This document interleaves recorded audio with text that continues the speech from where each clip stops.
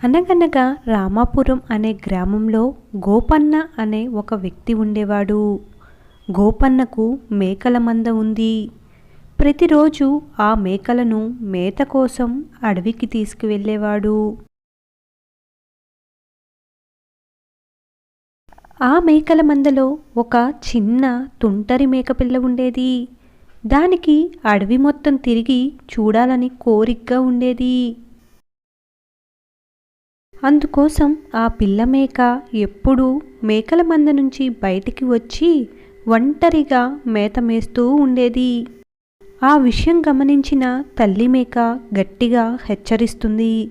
అడవిలో క్రూరమృగాలు ఉంటాయి, మంద నుంచి బయటికి వెళ్ళొద్దని గట్టిగా హెచ్చరించింది. అయితే తల్లి తనపై కావాలనే కోప్పడుతుందని, బయట చాలా అందంగా ఉంటుందని, తన సంతోషానికి అడ్డంకి చెప్తున్న తల్లిపై కోపం పెంచుకుంది. ఒకరోజు తల్లి మేతమేస్తూ ఉండగా అది కూడా అక్కడే మేతమేస్తున్నట్లు నటించి చిన్నగా అక్కడి నుంచి వెళ్ళిపోతుంది.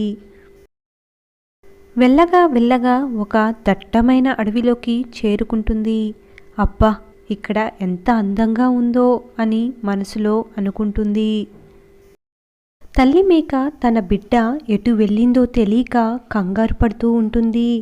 నా బిడ్డను నేనెలాగైనా వెతికి కాపాడుకోవాలి అని అనుకుంటుంది. ఒంటరిగా తిరుగుతున్న పిల్ల మేకను ఒక పులి గమనించింది. ఇంకేముంది, మేకపిల్లపై ఒక ఉదూటున పంజా విసిరింది. పాపం, మేకపిల్లకు గుండె గుబేలుమన్నది. ఏం చెయ్యాలో తెలియక పరుగులంకించింది. ఇంతలో అకస్మాత్తుగా తల్లి మేక అక్కడికి వచ్చి పిల్ల మేకను పక్కకు లాగింది.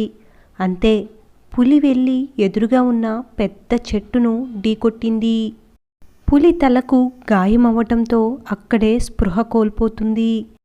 అమ్మా, బతికిపోయాంరా అంటూ అక్కడి నుంచి తల్లి పిల్ల మేకలు పారిపోతారు.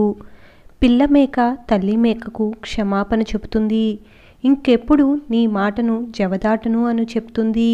నీతి: పెద్దలు ఏది చెప్పినా అది పిల్లల మంచి కోసమే, వాళ్ళ సంతోషాన్ని అడ్డుకోవటం కోసం కాదు. ఈ కథ కనుక మీకు నచ్చినట్లయితే ఒక లైక్ చేసి షేర్ చేయండి. మరెన్నో మంచి కథల కోసం సబ్స్క్రైబ్ చేసుకోండి. Thank you.